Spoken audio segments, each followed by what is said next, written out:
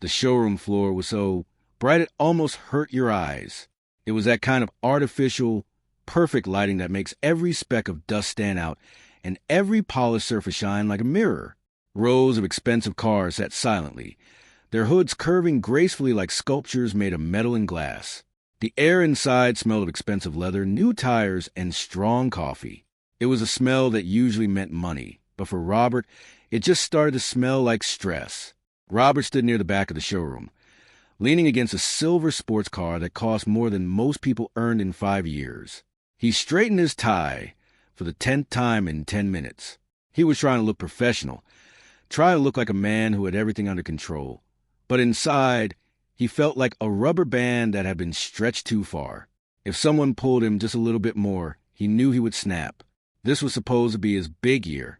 Management had promised him that if he hit his numbers, he would get the bonus he desperately needed.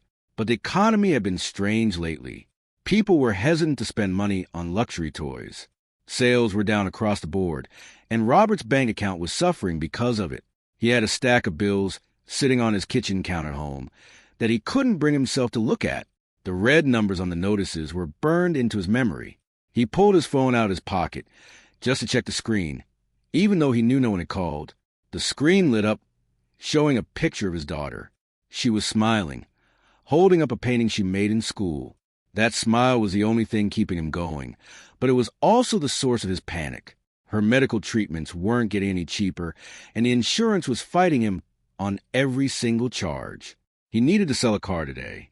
It wasn't just about a commission anymore. It was about keeping the lights on at home. To make matters worse, the regional manager was scheduled to arrive in less than an hour for a surprise inspection. The man was known for being ruthless. If the floor didn't look perfect, or if the numbers for the month weren't trending upward, people got fired on the spot. Robert looked around the room. The other salespeople were pacing nervously, too. They were all sharks in a tank that was running out of water, and they were starting to look at each other like food. Robert took a deep breath, trying to settle the shaking in his hands. He rubbed his temples where a headache was starting to throb. He felt trapped. He felt like he was underwater, looking up at the surface, but he couldn't find a way up. Every customer who walked in was a lifeline, but lately they had all just been tire kickers. People who came in to sit in the driver's seat, take a selfie, and leave without buying anything. It was a waste of time he couldn't afford. He looked toward the front of the showroom. The large glass sliding doors were the only barrier between this pristine, high-pressure world and the outside. Through the glass, he could see the street. It was a busy afternoon. People were walking by with shopping bags, talking on their phones, living their lives. Robert envied them. He envied anyone who didn't have a boss coming to fire them or a stack of bills waiting to ruin their day. Just as he checked his watch, the chime above the entrance sounded, a soft, electronic ding that echoed through the quiet room. Robert flinched. He stood up straight, putting on his game face. He smoothed down his jacket and prepared his greeting. He watched the doors slide open smoothly. A man walked in. Robert stopped walking for a second. He looked the visitor up and down, scanning him instantly with a practiced eye. The man wasn't wearing a suit. He wasn't wearing a watch that cost $5,000. He was wearing a dark, well-worn hoodie, old jeans, and scuffed boots. He had a bit of scruff on his face, like he hadn't shaved in a couple of days. He looked tired. He looked like he had just rolled out of bed and decided to take a walk. Robert's heart sank. This wasn't a buyer. This looked like someone who was lost, or maybe someone looking for a bathroom. In Robert's current mood, tired and stressed to the breaking point, he didn't see a human being. He saw a waste of time. He saw another 10 minutes he wouldn't get back. Another 10 minutes where he wasn't making a sale to impress the regional manager. The visitor didn't walk toward the shiny new cars in the front. He didn't even look at the red convertible that was the feature of the month. Instead, he stuffed his hands into his hoodie pockets and walked slowly, with a bit of shuffle, toward the back of the showroom. He was looking at the floor mostly, occasionally glancing up at the ceiling. Robert felt a spark of irritation flare up in his chest. Why was this guy here? Was he going to ask for directions? Was he going to try to sell Robert something? Robert had dealt with it all before. The stress of the inspection, the bills, the lack of sleep. It was all mixing together into a dangerous cocktail of emotions. He needed to be polite, That was a job, but he felt his patience wearing thin. He started walking toward the visitor. His footsteps were loud on the polished concrete floor. The visitor didn't seem to notice him approaching. He was looking at something in the corner of the showroom, away from the main display. It was a vintage motorcycle, kept on a small raised platform. It wasn't for sale. It was just a prop, something to make the place look cool. Robert watched the man stop in front of the motorcycle. The man tilted his head to the side, looking at the engine with a genuine, quiet interest. There was no greed in his face, no desire to show off. He just seemed to appreciate the machine. But Robert didn't see appreciation. He saw liability. If this guy touched that bike and scratched it, Robert would be the one to blame. If the regional manager walked in and saw a guy in a hoodie loitering in the corner, Robert would look like he wasn't doing his job. "Can I help you?" Robert asked. His voice came out harsher than he intended. It was sharp, clipped, and loud in the quiet room. The man in the hoodie turned around slowly. He didn't look offended by the tone. He just looked at Robert with a calm, steady gaze. His face was familiar, very familiar. Most people would have recognized him instantly. The jawline, the sad eyes, the way he carried himself. But Robert's mind was so clouded with his own problems that he didn't place the face. To Robert, this was just another guy getting in the way of his survival. "I'm just looking," the man said softly. His voice was low and polite. "I saw this bike from the window. It's a classic. Nice lines." Robert let out a breath he didn't know he was holding. He crossed his arms, trying to look intimidating. "The showroom is for serious customers, sir. We have a lot of expensive inventory here. I'm going to have to ask you not to touch the displays unless you're interested in purchasing something."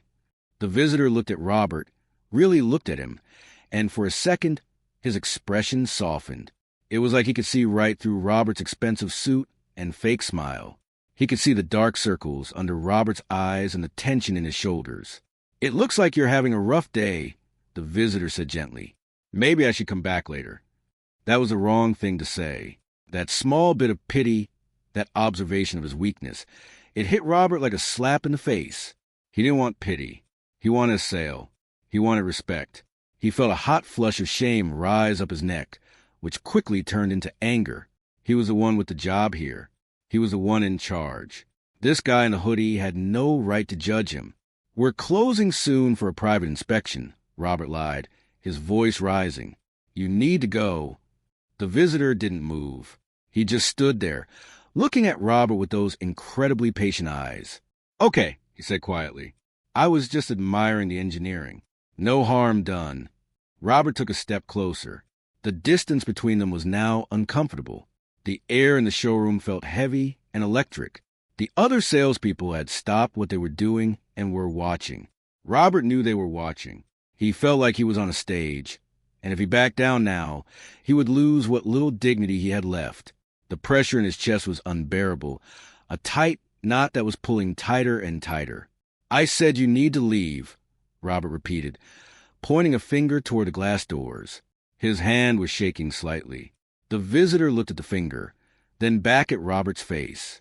He didn't look scared. He didn't look angry. He just looked sad. "You seem really tense, man," the visitor said. "Maybe take a breath." That was it. That was the trigger. The suggestion that Robert didn't control his own mind. The casual use of the word man. The total lack of fear in the stranger's voice. It broke something inside Robert. The rubber band snapped. The stress of the last 6 months. The fear for his daughter. The terror of the inspection. All exploded out of him in a single red flash of blind rage. He didn't think about consequences. He didn't think about right or wrong. He just wanted the feeling of helplessness to stop, and he thought making the stranger leave by force would do it. Robert lunged forward, and Robert's hand shot out, and he shoved the stranger hard. It wasn't a controlled movement. It was pure messy frustration. The man in the hoodie stumbled backward, his boots squeaking against the pristine floor. He nearly lost his balance, catching himself at the last second by grabbing the edge of a metal display table. The sound of the impact seemed to suck the air out of the room. The other salespeople, who had been pretending to organize brochures near the front desk, froze completely. Nobody moved. Nobody spoke. The only sound was a low, steady hum of the air conditioning system. For a split second, Robert felt a rush of dark satisfaction. He had finally done something. He hadn't just stood there and taken it, but that feeling vanished instantly, replaced by a cold, gripping fear. He looked at his own hands as if they belonged to someone else. He had just shoved a customer. In a showroom full of cameras and witnesses, he had assaulted a stranger. The stranger straightened up slowly. He didn't come rushing back to fight. He didn't yell for security. He simply smoothed the front of his hoodie and looked at Robert. His expression wasn't angry. It was confused and maybe a little bit sad. He looked like a teacher watching a student throw a tantrum. "You shouldn't have done that," the stranger said quietly. His voice was so calm it made Robert's skin crawl. Panic started to rise in Robert's throat. He knew he was about to lose his job. The regional manager would see the footage. He would be fired on the spot. Then what would happen to the medical bills? How would he pay for his daughter's therapy? The walls of the showroom felt like they were closing in on him. He needed to fix this. He needed to make this go away, or at least justify it. I told you not to touch the display," Robert stammered, his voice shaking badly. He tried to sound authoritative, like he was enforcing a rule, but he sounded terrified. "That is a vintage machine. It is worth more than you can imagine. You have to be careful." The stranger shook his head slightly. "I wasn't touching it. I was just looking." Robert's face flushed hot. He felt exposed. This man was making him look crazy in front of his co-workers. He needed to regain control of the situation. He needed to be the salesman again, not the crazy guy who pushed people. A desperate, manic idea popped into his head. If he could sell this guy a car, maybe it would balance things out. If he made a big sale right now, the manager might overlook the shove. It was a long shot, but Robert was drowning, and he was grabbing at anything that floated. "Okay, look," Robert said, forcing a smile that looked more like a grimace. He took a step closer, invading the man's personal space again. "You like nice things, right? That's why you came in. Forget the bike. That's just for show. Let me show you something real." He didn't wait for an answer. He turned on his heel and marched toward the center of the room, where a sleek, low-slung sports car sat under a spotlight. It was bright red and looked like a spaceship. "Come here. Look at this," Robert shouted over his shoulder. He expected the man to leave. He expected him to walk out the glass, sliding doors, and call the police. But when Robert turned around, the stranger was still there. He had his hands in his pockets again. He looked reluctant, but he followed Robert to the car. "This is a GT model," Robert said, tapping the hood aggressively. "Carbon fiber body, twin-turbo engine. It goes from 0 to 60 in under 3 seconds. It handles like a dream. This is what you buy if you want the world to know you've arrived." Robert launched into his sales pitch. He talked about horsepower and torque and leather interiors. The words spilled out his mouth faster and faster. He was talking to fill the silence, to drown out the voice in his head that was screaming, "You messed up." He opened the passenger door and gestured for the man to sit. "Get in. Feel the seat. You'll see what I mean."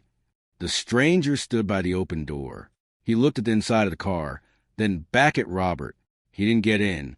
"It's a beautiful car," he said politely, "but I'm not in the market for a vehicle right now. I just came in to look around." Robert felt the rejection hit him in the stomach. It felt like a physical blow. He needed this sale. He needed it so badly it hurt. "Why not?" Robert snapped, the politeness vanishing again. "You walk in here, dressed like that, looking at our top-tier inventory, and you say you're not buying? Are you wasting my time?" The stranger sighed. He looked tired. "I'm not trying to waste your time. I'm just being honest." "Honest?" Robert scoffed. He laughed, a harsh, ugly sound. "I know guys like you. I see a dozen of you every weekend. You come in here to dream. You sit in the cars. You take pictures for your social media. And then you leave. You're a tired kicker. You have no money, and you have no intention of buying anything." The other salespeople were staring openly now. Robert could feel their eyes on his back. He knew he was crossing a line. A good salesman would have smiled, handed the guy a card, and sent him on his way. But Robert wasn't a good salesman right now. He was a desperate man with his back against the wall. "You don't know anything about me," the stranger said. His voice was still calm, but there was a firmness to it now. I know enough, Robert said, stepping closer again. He pointed a finger in the stranger's face. I know that people who can afford these cars don't dress like they just woke up under a bridge. I know that when I offer you a test drive, a real buyer takes the keys. They don't stand there making excuses. The stranger looked at the finger pointing at him, then up into Robert's eyes. You're incredibly stressed out, he said. It's written all over your face. Maybe this isn't the right job for you if it makes you this angry. That was the worst thing he could have said. It wasn't an insult. It was an observation. It was the truth. And the truth hurt Robert more than any insult could. He knew he was failing. He knew he was losing his grip. But hearing it from a stranger in a hoodie, a man he had already physically assaulted, was unbearable.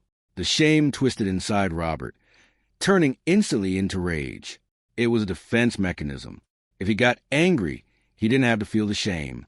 If he lashed out, he didn't have to face the reality of his life. Don't you tell me about my job, Robert hissed. He was shouting now, spittle flying from his lips. I have been doing this for 20 years. I know more about cars than you will ever know. Who do you think you are? You walk in here. You don't buy anything. You give me advice? Get out. Get out of my showroom. I'm leaving, the stranger said, turning away. No, Robert barked. He moved quickly, blocking the stranger's path. You don't get to walk away after talking to me like that. You think you're better than me? Is that it? You think you're some kind of big shot? The stranger looked at him with a mixture of pity and confusion. I think you need help, man. Seriously. The word help hung in the air between them. Robert's vision blurred. The headache that had been throbbing in his temples suddenly spiked, turning into a sharp, blinding pain. He could hear his own heartbeat pounding in his ears like a drum. Asterisk thump, thump, thump. Asterisk the world narrowed down until there was nothing but the man in front of him. This man was the cause of all his problems. If this man had just bought a car, everything would be fine. If this man had just stayed quiet, Robert would still have his dignity. Shut up, Robert whispered. You should take a breath, the stranger said, taking a small step back, raising his hands in a peaceful gesture. I said, shut up. Robert screamed. The rage took over completely. It was a red wave that drowned out every logical thought in Robert's brain. He didn't care about the cameras anymore. He didn't care about the job. He didn't care about the bills. He just wanted to wipe that calm, pitying look off the stranger's face. He wanted to hurt something, just to make himself feel something other than helpless. He didn't think. He just reacted. His right arm pulled back, muscles tight, and then swung forward with every ounce of strength he had left in his exhausted body. He wasn't pushing this time. He was throwing a punch, aimed right at the stranger's jaw. It was a clumsy, wide swing, the kind of punch thrown in a bar fight by someone who doesn't know how to fight. The stranger saw it coming. His eyes widened just a fraction, and he tried to flinch away, to dodge the blow, but he was too close. There was nowhere to go. The momentum of the last 10 minutes, the stress of the last year, the fear of the future, it was all behind that fist. Time seemed to slow down as Robert's hand sailed through the air between them. He knew, in the back of his mind, that this was the end of his life as he knew it, but he couldn't stop it. He just watched his own fist detached as it raced toward its target. The punch connected, but it wasn't clean. It was a messy, desperate swing that landed partly on the stranger's shoulder and glanced off his jaw. There was a dull, heavy thud, the kind of sound that makes you wince just hearing it. It was the sound of bone hitting bone, of frustration finding a physical outlet.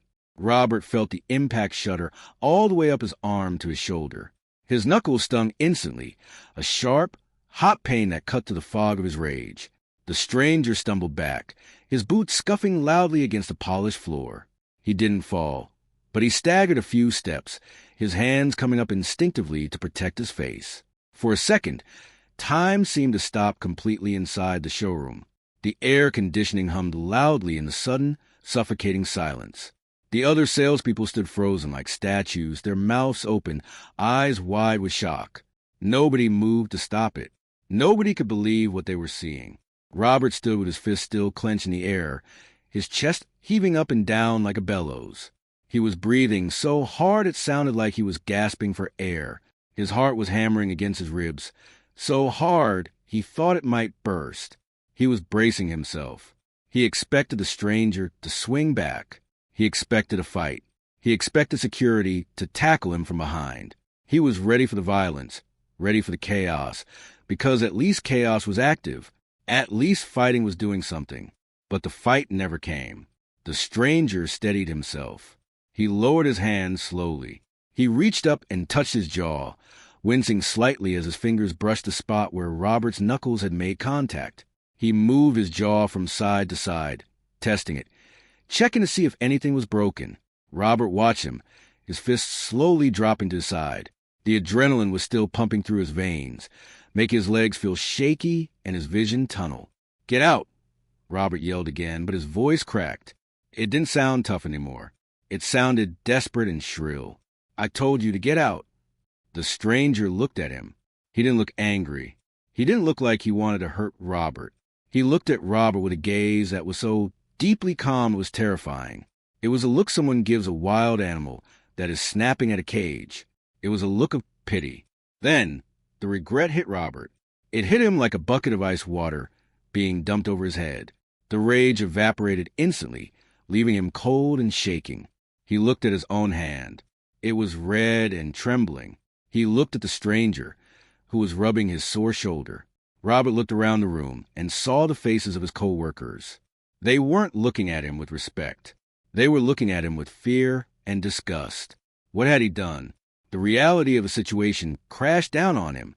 He had just assaulted a customer. He had just thrown a punch at a human being in the middle of his workplace. There were cameras everywhere. The red lights on the ceilings were blinking, recording every second of his meltdown. He had ruined everything. The regional manager was going to see this. He wasn't just going to get fired. He was going to get sued. He was going to lose his license. He was going to lose his house. The strength drained out of Robert's legs. He took a step back, feeling like he might faint. The aggression was gone, replaced by a crushing, suffocating shame. It filled his throat, making it hard to swallow. He felt small. He felt dirty. The stranger let out a long, slow breath. He looked at the red mark forming on his jaw, then back at Robert. "You got me," the man said quietly. There was no sarcasm in his voice. He just stated it like a fact. I didn't mean..." Robert stammered. The word stuck in his throat. He wanted to apologize. He wanted to beg for forgiveness. But the guilt was so heavy it paralyzed him. He felt tears pricking at the corners of his eyes, which made him feel even more pathetic. He was a grown man, crying in a suit in front of a stranger he had just punched. "You seem like you're in a lot of pain," the stranger said. He wasn't rubbing his jaw anymore. He had lowered his hands. He stood there, relaxed, despite the violence that had just occurred. It was the strangest reaction Robert had ever seen. Most people would be screaming. Most people would be calling the police. But this man just stood there, looking at Robert with those sad, understanding eyes. "Don't," Robert whispered. He held up his hands, as if to push the words away. He didn't want this man's kindness. He didn't deserve it. Kindness made the guilt worse. If the man had yelled at him, Robert could have gotten angry again. If the man had fought back, Robert could have played the victim. But this gentle acceptance, it broke him. "It's okay," the stranger said. He took a small step closer, but he kept his body language open and non-threatening. "It's just a bruise. I've had worse. Why aren't you fighting back?" Robert asked, his voice trembling so badly he could barely get the words out. "Why aren't you calling the cops?" The stranger shrugged slightly. "Because you don't need a cop right now. You need help. You need to take a breath." Robert looked down at the floor. He saw the scuffed marks on the pristine concrete where the stranger's boots had slid. He saw his own reflection in the shiny side of the sports car next to him. He looked like a monster. His face was twisted, his eyes wild. He didn't recognize himself. The panic attack started to set in. Robert's chest felt tight, like a heavy band was being squeezed around his ribs. He couldn't get enough air. The room started to spin. The bright lights of the showroom seemed to flicker. He leaned back against the car, sliding down until he was sitting on the floor. He put his head in his hands. "I'm going to lose everything," Robert said to the floor. He wasn't talking to the stranger anymore. He was talking to himself. I'm going to lose my job. My daughter, she needs her medicine. I can't pay for it without this job. I can't. He trailed off into a sob. It was an ugly sound, raw and unfiltered. He had been holding it in for months, pretending everything was fine, putting on a brave face for the bank and for his boss. But now, the dam had burst. There was no putting the water back. The stranger didn't walk away. He didn't leave Robert there on the floor to cry. He looked over at the other salespeople, who were still standing by the front desk, whispering among themselves. He gave them a look that said stay back. Then he crouched down slowly so he was on eye level with Robert. "Hey," the stranger said softly. "Look at me." Robert lifted his head. His face was wet with tears. He felt humiliated. He was a professional salesman, sitting on the floor in a puddle of his own misery, while the man he had assaulted tried to comfort him. It was upside down. It was wrong. "I'm sorry," Robert choked out. "I'm so sorry. I don't know what happened. I snapped." "We all snap sometimes," the stranger said. He reached into his pocket, but he didn't pull out a phone to record the scene. He pulled out a simple white handkerchief. He held it out to Robert. "Here, wipe your face." Robert took the piece of cloth. It was soft. He pressed it against his eyes, trying to stop the tears. "You should hit me," Robert mumbled. "I deserve it. Go ahead. Hit me back." The stranger shook his head. "Violence doesn't fix anything, man. Look at us. You punched me, and now look where we are. You're on the floor. I'm hurt. Nobody won." Robert let out a shaky breath. "I'm in trouble," he said. "Big trouble. The manager, he's coming. The cameras. Worry about that later," the stranger said. He reached out a hand, palm up. It was a gesture of peace, not a threat. "Stand up. Let's get you off the floor." Robert looked at the hand. It was callous and rough. A working man's hand, despite the fancy hoodie. He looked up into the stranger's face. For the first time, Robert really looked at him. He saw the lines around the eyes, the weariness in his expression. This was a man who had seen his own share of pain. This wasn't some entitled rich kid. This was someone who understood life. Robert reached out and took the hand. The stranger pulled him up gently. Robert swayed on his feet, feeling weak, like a newborn deer. He stood there, slumped over, unable to meet the man's eyes. "I'm Robert," he mumbled, feeling like he needed to introduce himself properly, even though it was too late for that. The stranger nodded. "Nice to meet you, Robert. I'm Keanu." Robert looked up, blinking. The name clicked in his brain. He looked at the face again, really seeing it now. The nose, the mouth, the hair. The realization hit him like a second punch. But this one was made of pure shock. "Keanu," Robert whispered. "Like the actor?" Keanu gave a small, tired smile. "Yeah, that's me." Robert felt the blood drain from his face. He had just punched a movie star. Not just any movie star, but the one guy everyone said was the nicest person in Hollywood. The guy who played heroes. The guy who everyone loved. And Robert had assaulted him over his sales quota. The irony was so bitter it tasted like ash in his mouth. He hadn't just attacked a stranger. He had attacked a symbol of everything he wasn't. Calm, successful, and decent. I. Robert stuttered. He couldn't speak. The shame was absolute. He wanted the floor to open up and swallow him whole. He had ruined his life, and he had done it by punching the nicest guy the name hung in the air between them. Heavy and impossible to ignore. Robert felt like he had stepped into a movie he wasn't cast in. He stared at the man in the hoodie, the man he had just shoved and punched, and the reality of the situation slammed into him. This wasn't just a random customer. This was a global icon. This was a man who played heroes on screen, and Robert had treated him like trash. The silence in the showroom was deafening. The other salespeople had realized who was standing in their midst. Phones were being slipped into pockets, and whispers were spreading like wildfire. "Is that him?" "Oh my God!" Robert punched Keanu Reeves. The humiliation washed over Robert in hot, suffocating waves. He had just made the biggest mistake of his life, and an audience was watching it happen. Robert took a step back, his hands trembling uncontrollably. He looked at Keanu, expecting the mask to drop. He expected the actor to get angry, to yell, to demand to see the manager. That's what anyone else would do. That's what Robert deserved. But Keanu just stood there, rubbing his jaw. He looked at Robert with eyes that were incredibly tired but incredibly kind.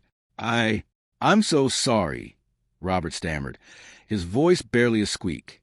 I didn't know. I mean, it doesn't matter that I didn't know. I shouldn't have done that. I shouldn't have touched you. Keanu waved a hand dismissively, as if swatting away a fly. It doesn't matter who I am, Robert. You don't punch people. That's the problem. Not who I am. Robert felt his knees getting weak again. I'm going to lose my job, he said, stating the obvious fact that was destroying him. The cameras. The boss is coming. I'm done. He looked around the room wildly, like a trapped animal looking for an exit. You're going to sue me.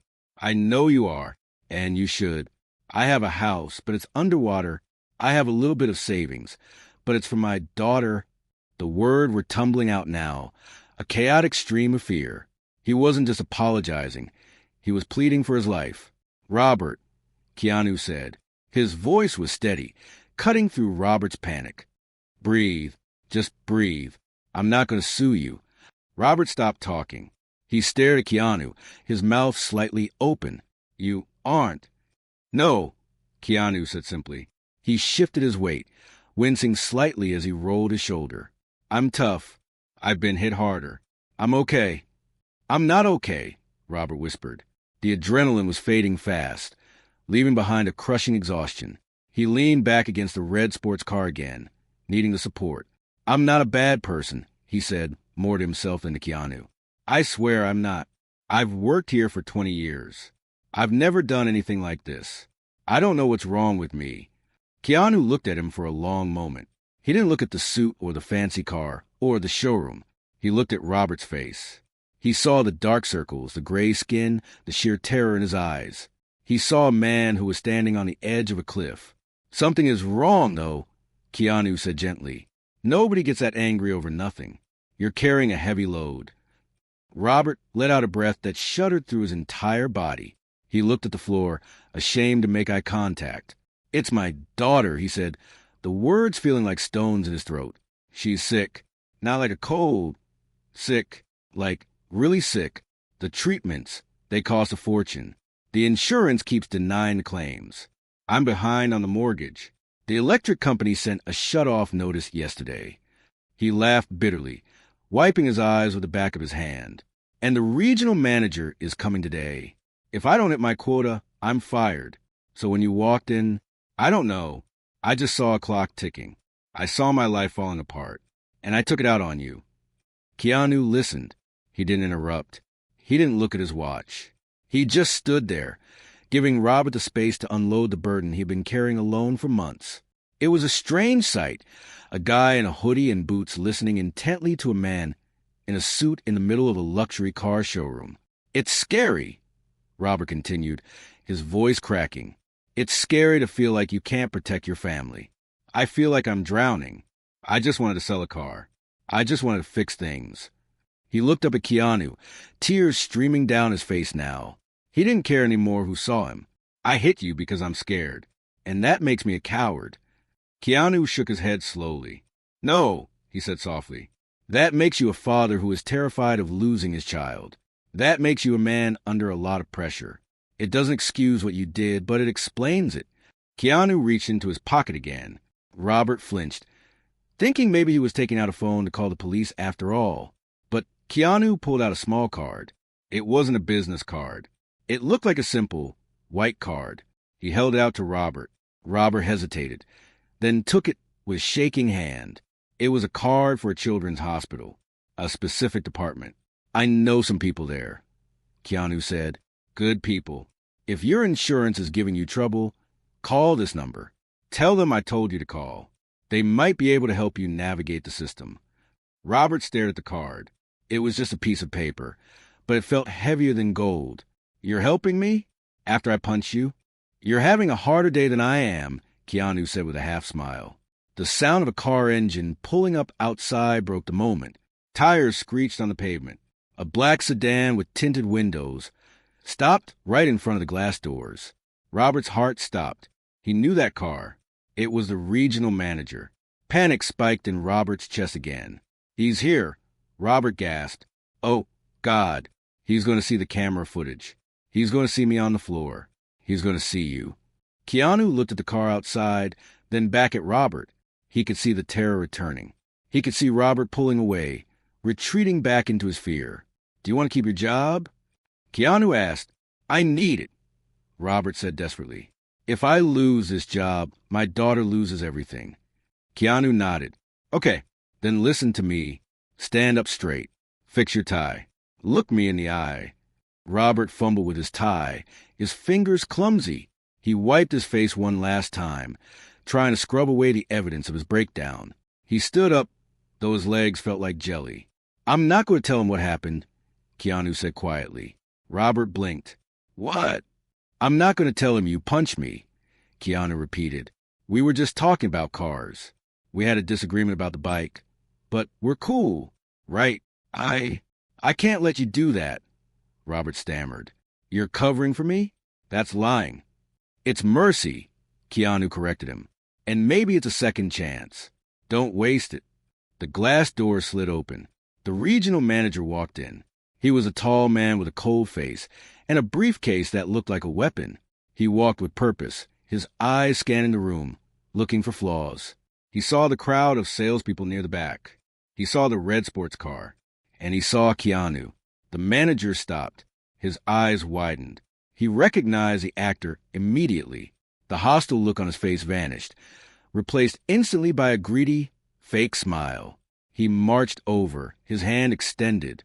"Mr. Reeves, what an honor. I'm the manager here. Welcome to Velocity Imports. I hope my team is taking good care of you." Robert stood frozen. He felt like he was going to be sick. He watched Keanu turn toward the manager. This was it. This was the moment everything ended. Robert closed his eyes, waiting for the accusation. "Your employee just attacked me." He waited for the police to be called. But instead, he heard Keanu's voice. Calm, friendly. "Yeah, your team is great," Keanu said, shaking the manager's hand. "Robert here was just helping me out. We were having a really interesting conversation about that vintage bike. He knows his stuff." Robert opened his eyes. He couldn't believe it. Keanu was smiling. He was lying. He was protecting the man who had just hurt him. The manager looked at Robert, surprised, then back at Keanu, clearly delighted. "Well, Robert is one of our senior guys. Is there anything I can get for you? A coffee? A test drive?" "No, I'm good," Keanu said. He glanced back at Robert. "I think Robert and I are done here. But thanks for having me." Keanu turned to Robert. He held out his hand. "Take care of yourself, Robert, and call that number." Robert took the hand. It was warm and firm. Robert squeezed it, trying to pour every ounce of gratitude he felt into that handshake. "Thank you," Robert whispered, his voice thick with emotion. "I won't forget this. Ever. Just pay it forward," Keanu said, with a nod to the manager. Keanu stuffed his hands back into his hoodie pockets and walked out of the showroom the same way he came in, quietly, without fuss. The glass doors slid shut behind him. Robert stood there, his heart still pounding. But for the first time in months, the crushing weight on his chest felt lighter. He looked at the card in his hand. He looked at his boss, who was now beaming and asking for the details of the celebrity visit. Robert took a deep breath. He was still in debt. His daughter was still sick.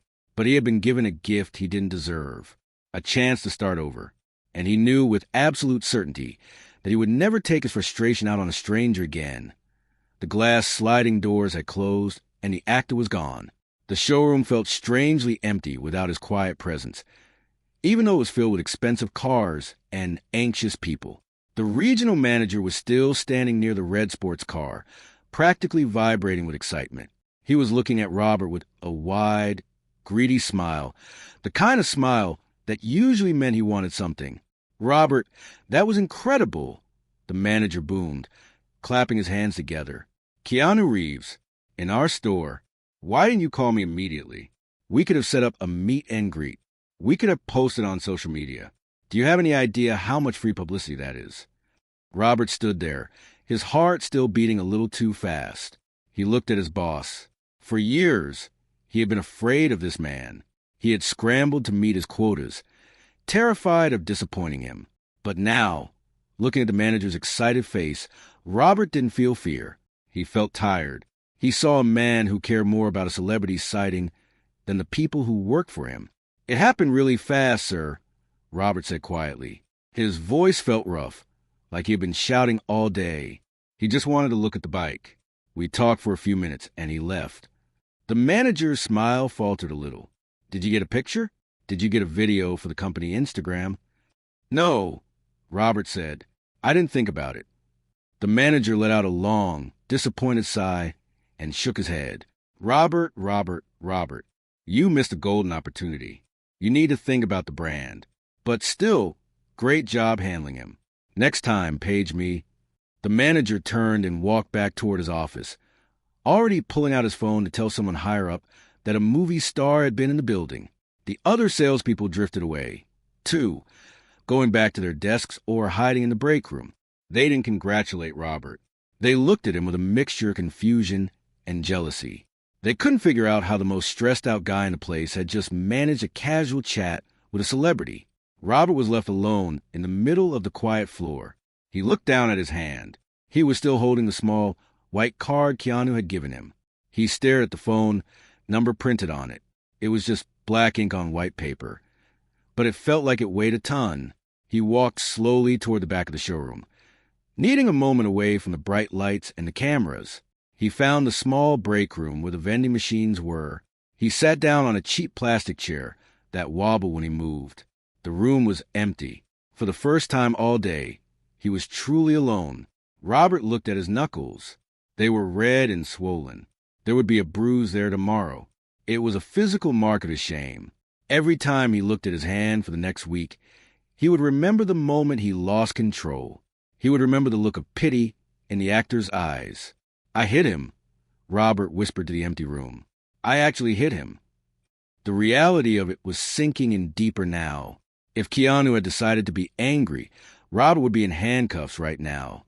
If Keanu had told the manager the truth, Robert would be clearing out his desk.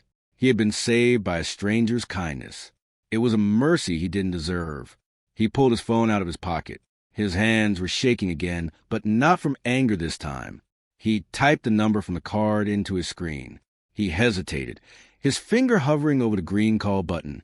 What if this was a joke? What if it didn't work? What if he called and they said they couldn't help him? He thought of his daughter. He thought of her smile in the picture on his lock screen. He thought of the stack of bills at home and the hopeless feeling that had been crushing him. He had been ready to give up. He had been ready to let the anger take over, because fighting felt better than quitting. But Keanu had shown him another way. He had shown him that even when things go wrong, you don't have to be cruel. You can choose to be kind. You can choose to help. Robert pressed a button. He held the phone up to his ear. It rang 3 times. Each ring felt like an hour. "Pediatric Services, how can I help you?" A woman's voice answered. She sounded busy, but not unkind. Robert cleared his throat. "Hi. I was given this number by a friend. He said you might be able to help with insurance issues." There was a pause on the line. "Are you a patient?" "No, my daughter is. Her name is Sophie." Robert said her name out loud, and it made his chest tight. "We're behind on payments. The insurance is denying her treatment. I don't know what to do."